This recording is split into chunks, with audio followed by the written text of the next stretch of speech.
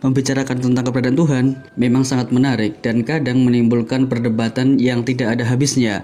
Keberadaan Tuhan atau sosok yang menciptakan alam semesta ini memang tidak dapat dibuktikan dengan metode ilmiah.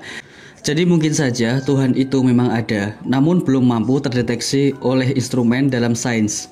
Dan sosok Tuhan ini bisa saja makhluk super intelijen atau Tuhan itu merupakan alam semesta itu sendiri yang tidak mempunyai kepribadian atau tidak peduli dengan keberadaan manusia dan makhluk hidup lainnya. Beda halnya dengan sosok Tuhan yang dipercayai oleh agama terbesar di dunia ini atau agama monoteis. Agama ini menganggap sosok Tuhan sebagai zat yang sempurna, maha baik, maha penyayang, maha kuasa, dan maha mengetahui.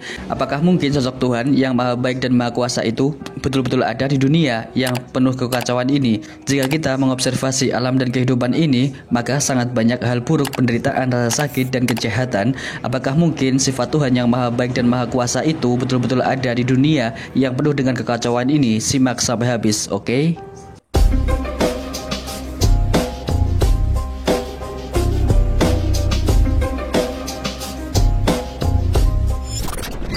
Salah satu pertanyaan terbesar yang harus dijawab oleh orang yang percaya dengan keberadaan sosok Tuhan yang maha kuasa dan maha baik adalah mengapa di dunia ini dipenuhi dengan kejahatan, penderitaan, dan rasa sakit. Hal-hal negatif ini tentunya menimbulkan banyak masalah dan keraguan bagi sangat banyak orang, khususnya filosofer.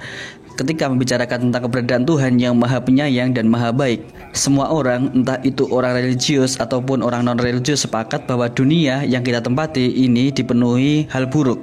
Dan hal buruk ini mencakup sangat banyak hal seperti kriminalitas, penyakit, kemiskinan, kelaparan, bencana alam, dan yang paling sering dilupakan adalah penderitaan yang dialami oleh binatang atau hewan.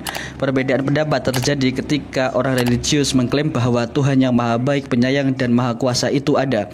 Namun bagi orang non-religius atau ateis menganggap hal ini mempunyai banyak kontradiksi atau anggapan bahwa dua hal yang bertolak belakang tidak mungkin betul dalam waktu yang bersamaan. Kejahatan, penderitaan, kesengsaraan, dan lain sebagainya itu adalah jelas merupakan hal yang buruk atau jahat.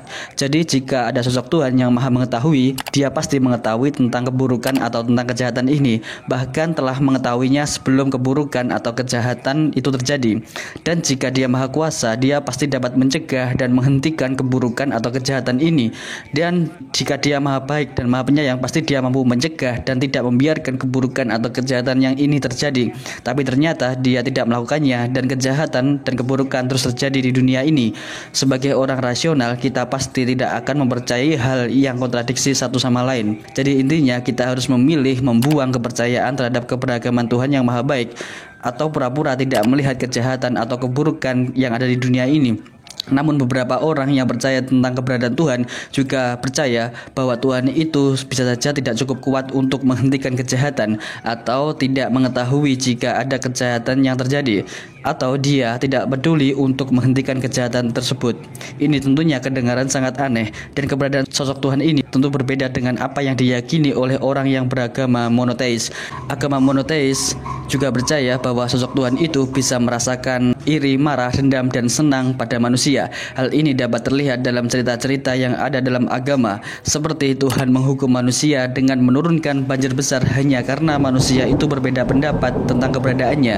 Dan dalam banjir tersebut sangat banyak manusia bahkan binatang yang menderita dan mati tenggelam, padahal belum tentu mereka juga bersalah dan pantas dihukum. Jadi secara tidak langsung orang religius juga menyadari bahwa terkadang Tuhan itu tidaklah maha baik dan tidaklah maha penyayang, karena cerita-cerita yang menunjukkan bahwa Tuhan itu pemarah sangat banyak jumlahnya dalam kitab suci. Meskipun sangat banyak bukti yang menunjukkan bahwa sosok Tuhan yang mereka percaya itu tidak maha baik dan tidak maha penyayang, mengapa Tuhan membiarkan kejahatan atau keburukan terjadi di dunia ini? Alasan ini biasa juga disebut dengan teodisi atau usaha untuk menjelaskan bahwa keberadaan kejahatan atau keburukan ini tidak membuat Tuhan maha baik yang maha penyayang otomatis tidak ada. Salah satu teodisi yang sangat populer adalah free will atau kehendak bebas manusia. Mereka menganggap Tuhan telah memaksimalkan kebaikan di dunia ini ini dengan menciptakan manusia yang mempunyai kehendak bebas atau kemampuan untuk bebas menentukan apa saja yang ingin mereka lakukan.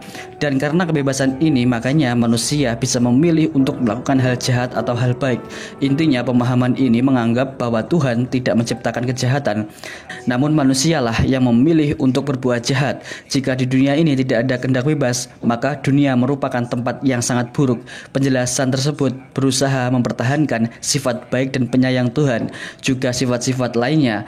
Karena meskipun Tuhan itu maha mengetahui dan mampu menghilangkan kejahatan atau keburukan, namun Dia tidak melakukannya untuk memberikan dan menjamin kebebasan manusia untuk memilih sendiri jalan hidupnya. Masalahnya, kehendak bebas ini cuma berlaku untuk kejahatan moral yang dilakukan oleh manusia. Tentunya ini pemikiran yang sangat dangkal, karena ada banyak sangat kejahatan atau hal buruk yang ada di dunia ini, bukan cuma kejahatan yang dilakukan oleh manusia. Kita tidak bisa hanya menyalahkan manusia, seperti penderitaan dan rasa sakit yang disebabkan oleh bencana alam seperti gempa bumi, tsunami, dan lain sebagainya. Ini merupakan hal jahat yang terjadi di luar jangkauan manusia dan biasa juga disebut sebagai kejahatan alam. Tentunya kehendak bebas atau free will tidak dapat menyelesaikan masalah kejahatan yang terjadi di alam. Agama tradisional atau monoteis menganggap bahwa Tuhan itu maha baik dan penyayang, namun tetap membiarkan kejahatan dan hal buruk terjadi. Khususnya yang paling sulit diterima adalah penderitaan atau kesengsaraan yang dialami oleh anak-anak. Apakah anak-anak pantas mendapatkan penderitaan yang begitu besar di dunia ini? Di berbagai belahan dunia ada sangat banyak anak-anak yang menderita kelaparan, penyakit seperti kanker, cacat, penganiayaan, eksploitasi, dan sebagainya. Dengan menganggap di akhirat bahwa anak-anak ini akan masuk surga, tetap tidak dapat mengobati penderitaannya di dunia ini. Karena kenapa tidak langsung melakukannya saja ke dalam surga? Dan perlu digarisbawahi, Tuhan yang jahat tentunya tidak pantas untuk disembah. Namun dengan menganggap Tuhan itu jahat, banyak orang yang takut dan tidak bersedia meninggalkan Tuhan yang telah ia percayai sejak kecil. Karena tiket ke surga otomatis akan haus. Alasan selanjutnya yang biasa dikemukakan oleh religius adalah kejahatan itu merupakan hal yang perlu agar kita dapat memahami kebaikan. Konsep bahwa untuk memahami kebahagiaan kita harus tahu apa itu penderitaan. Kita tidak tahu apa itu terang tanpa adanya gelap, dan kita tidak akan merasa hangat tanpa pernah merasa kedinginan. Tuhan sengaja menciptakan dunia ini sebagai tempat ujian bagi manusia, dan ujian pasti selalu dipenuhi oleh banyak hal sulit. Makanya kita melihat sangat banyak hal buruk atau kejahatan.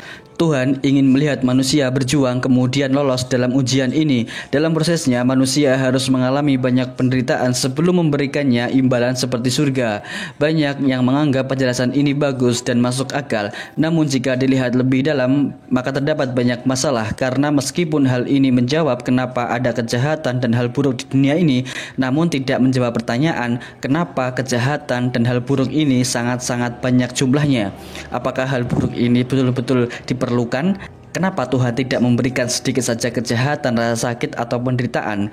Penderitaan seperti terkena penyakit parah, bencana alam, dan yang terpenting, apakah penderitaan yang dialami oleh hewan di alam liar itu perlu?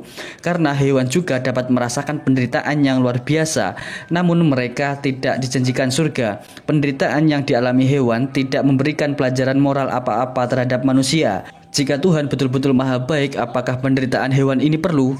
Jika kalian adalah pecinta binatang dan melihat ada kucing yang menderita, pasti kalian akan berusaha melakukan hal yang bisa menghilangkan penderitaannya, karena kalian itu adalah orang yang baik. Beda halnya dengan Tuhan, Dia membiarkan binatang yang menderita di alam liar. Jadi kesimpulannya, semua teodisi yang ada mempunyai banyak kekurangan dan terdapat cacat logika di dalamnya. Kemudian pada akhirnya keberadaan kejahatan, penderitaan, rasa sakit yang sangat banyak di dunia ini membuktikan jika Tuhan yang maha baik dan penyayang itu tidak ada. Jika Tuhan itu memang ada, bisa saja Dia jahat atau tidak peduli sama sekali dengan manusia dan seluruh makhluk hidup yang ada di dunia ini. Cukup sekian dulu yang bisa saya sampaikan pada kesempatan kali ini. Semoga bermanfaat bagi kalian semua, dan jika kalian mempunyai pertanyaan dan saran, jangan lupa untuk tinggalkan di kolom komentar. Jangan lupa pula untuk tekan tombol subscribe-nya, nyalakan loncengnya agar kalian tidak ketinggalan informasi menarik lainnya. Dan ingat teman-teman, tetaplah belajar karena sains itu indah, menyenangkan, dan mudah dipahami. See you next time. Bye-bye.